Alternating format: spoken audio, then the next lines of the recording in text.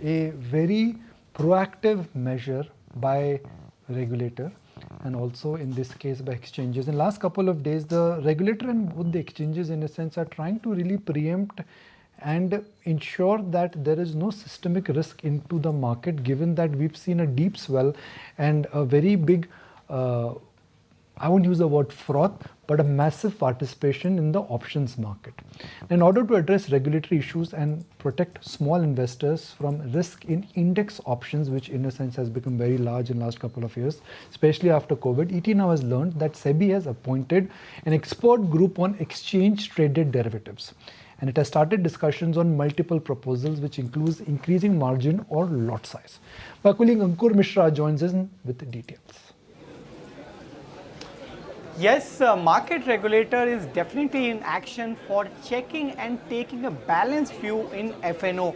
Remember, there was a committee which was formed by market regulator to check what are the opinions regarding the recent surge in volumes in future and options, and now we understand that the panel, the working group, is likely to submit its recommendations to secondary market advisory committee, which is set to meet next week. Now what are these suggestions? We understand that one of the suggestions has been to increase the lot size as well as margins. Remember, in the past there has been decrease in margins as well as lot size, although these preemptive measures has been taken by SEBI in the past, but due to increase in prices of the stocks, many times you would have seen that the lot size have reduced. Now the suggestion has come that the lot size needs to be increased so that at least retail participation can be checked. Apart from that, you would have seen that SEBI has been in action in past 2 to 3 months. There has been several measures, and one of them has been the uniform charges which needs to be levied on MIIs, so that while on one hand MIIs charge customers on a daily basis, but they pay exchanges on monthly basis. So in between they were getting benefit in terms of increased volumes, concessions, which was not passed on to customers. In fact, it was a kind of a discount brokerage structure which was created. Now all in all, it will impact FNO volumes, and that concern has been voiced by the industry participants. Apart from that, we have Ankur, I need to just interrupt you there. Sorry for the rude interruption, because Vinod Goyal in a sense is just holding on to the phone because he's got one step inside the board meeting and he still managed to talk to us. So Vinod bhai, good morning. Thank you for joining us. Good morning. Good morning. Good afternoon, sir. Sorry, good afternoon. Good afternoon. Morning show नहीं, afternoon show कर रहा हूँ.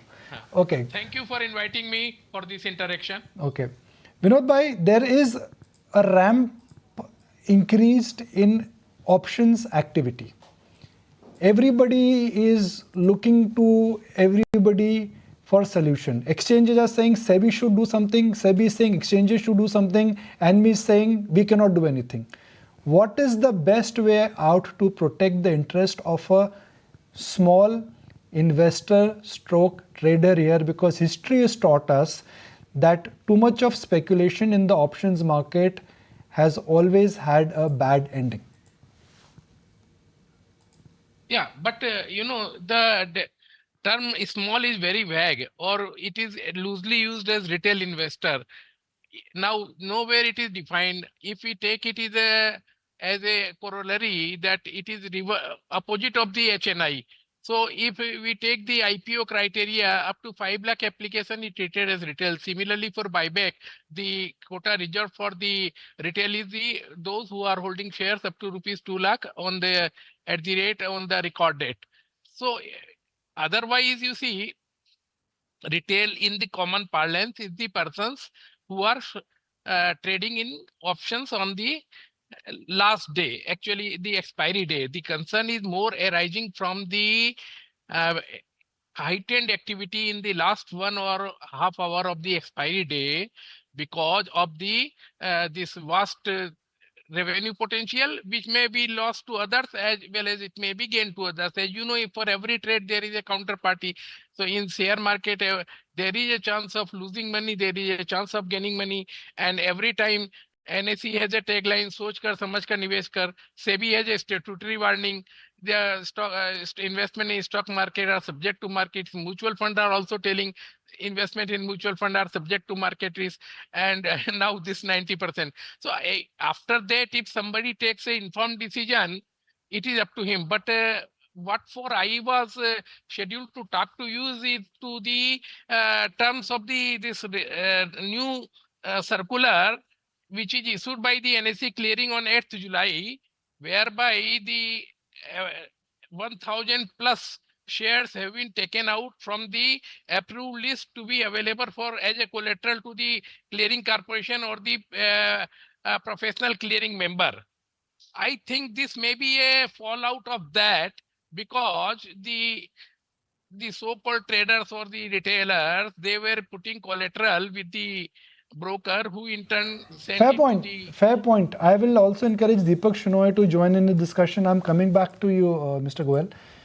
Deepak, let's first address the headline. Indian options market currently are clocking volumes which are higher on days, which are higher than India's GDP. Option market has seen activity like never before. And we've seen historically, when the options market is dominated by a lot of retail activity, it ends up very badly. What is the best way out to protect the investor and also ensure that the market liquidity is not compromised? So Nikunj, I think I would question the second part, that the whether options market retail participation being very high has harmed the option the market, because we've always had a retail run market for the longest time, both in cash and the biggest traders in the market on an intraday basis are retail traders, not institutions. And even in options, that has been the case. There's a large amount of them. So I don't think there's necessarily a need to say that there are too many of them that are playing this market, and therefore we should stop it. But the bigger problem is that a lot of them lose money, and maybe they're undercapitalized to access some of these markets, which have extremely high forms of leverage. The reason it's higher than Indian GDP that you say is actually notional turnover, which is basically an option for which you may pay only 5,000 rupees. It is recorded as a 10 lakh rupee exposure. So it's a 200 time effective leverage on an option. That notional turnover looks very large, but the option premium itself is relatively small. A lot of option players are in that space, and I think we have the latest NSE Market Pulse has about 44% of volume in the options premium turnover alone is by players who have less than 1 lakh rupees per month, which is probably 5,000 rupees per day, which looks like relatively undercapitalized players that are playing this market. So in that context, increasing the lot size would probably make sure that there will be people who will have to put a little more money to play in, slightly more capitalized, because in an extreme leverage situation, you do require that people have capital in order to cover for extreme events. And that is unfortunately, something that the retail participant may not have. I think we should also account for systemic risk, because a larger number of undercapitalized players may create a systemic problem if there's a default. So that is another reason why you should kind of strengthen the market dynamics. Shrikant Chauhan, one basic reason why the turnover looks strong is because of weekly expiry. You take weekly expiry and this whole arbitrage window out of picture, then suddenly the option numbers will look very different. Is there need now to perhaps roll back the whole idea of weekly expiry?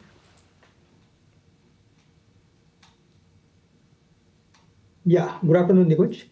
I think there is no point in rolling out the weekly expiry which currently is going on, because this market requires speculation also, along with the overall normal activity which is there in the market. So most of the time what we see is that it actually strengthen the broader market, and that actually helps the market to do well in the long run. Yes, definitely, we need to increase, we can say, either lot size or we can increase the net worth of a particular trader. I think that criteria will help the market to reduce this type of speculation. But otherwise, I think that this particular market is like, it's something which is good for the long term. Yes, in the short term, and as Mr. Vinod said that yes, on the day of weekly expiry, on the expiration of that particular weekly expiry, we see substantial jump in the on the volume side. On that day, yes, definitely we can take some measures to control that particular activity. But otherwise, I think this particular system is going smooth. Okay. Mr. Goyal, other aspect is stock lending against individual securities. There seems to be an indication that the exchanges, they really want to perhaps review the definition. That is what, my colleague Ankur has also just flagged off. What are your thoughts on that? No, that was not the lending. That is what we are discussing on the circular of July 8th, in which the clearing corporation has identified 1,000 plus stocks, which will not be accepted by the clearing corporation as collateral with a different degree, that not in one shot, but say from August 1, so much 40% of VAR, from September 1, 60% of VAR, from October 1, 80% of VAR, and from November 1, 100%. So what is happening, as we all discussed, the genesis of the loss was the leveraging, when these investors or traders, they put in the collateral with the broker, who in turn pledges it to the clearing PMC, professional clearing member, or they put to the clearing corporation. So what happens, there is no cash component. And what happens, just see, if I have share X and I give it as a margin, then again I am taking exposure against that. So that way, if that particular stock which I have given in the collateral, the price goes down on a particular day, or in the circumstances of the some happening geopolitical Indian, like anything. So if we take the case of, say, any company 1000 list, whose price is doing today 300 or 400, had gone down to below 30 rupees, 40 rupees in the COVID 2020 March. So that way they are concerned that this is overloading the exposure. And the main criteria of identifying these stocks is that only those shares which have been traded for at least 99% of days over the period of past 6 months will only qualify. Now you see, there are 5,000 plus companies listed on BSE or NSE also, and this futures is available only on 250. Stock future is available on 250, and under the new consideration of this eligibility for the stocks to be traded in fusion and option, there is another criteria, of which there is another circular and other meetings have been held, wherein also these points are there, at least the market cap of those, only the shares which belong to the top 500 will be eligible and considered in terms of those where the trading is done. Now coming to the 99% of days, means suppose there are in a year 240 days of trading, after deducting 52 days of Sunday, 52 days of Saturday, and other statutory holidays. So in the 6 months, you will have 120 days. Now, if some stock is traded only and all of a sudden on one day, all of a sudden on another day, and that means liquidity is short. And suppose in the case the default occurs, or the margin is triggered, or stop loss is triggered, and that security has to be sold, then if there is no sufficient haircut, then there will be total loss. And accumulating all these shares of different traders or the brokers, there can be a huge risk. Right, Mr. Goyal. Mr. Goyal, thank you very much. I once again want to thank you for just joining us. I know you have to step in board meeting. So Deepak Shenoy, let's agree to disagree on few things. Would you agree with me that the options market activity is something where it needs supervision and no intervention?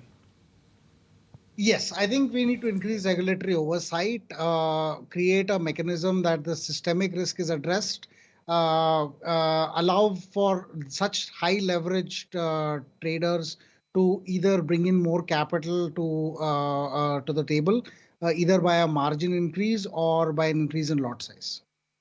Shrikant Chauhan, define supervision and not intervention.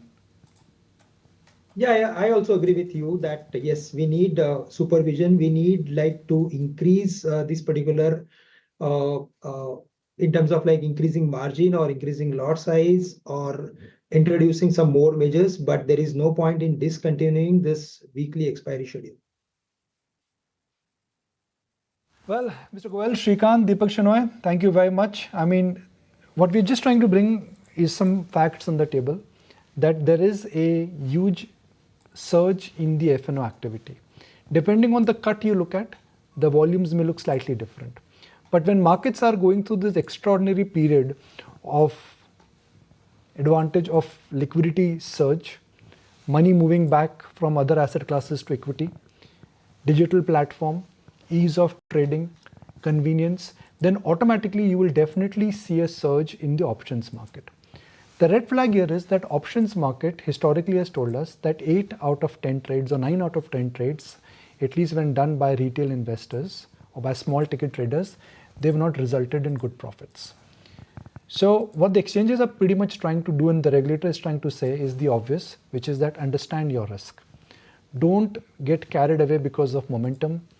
Know what you are doing, and there needs to be a little bit of hurdle change which needs to be done in order to ensure that this entire freewheeling move which is there in the option market, it really needs to be in the broader framework of risk management.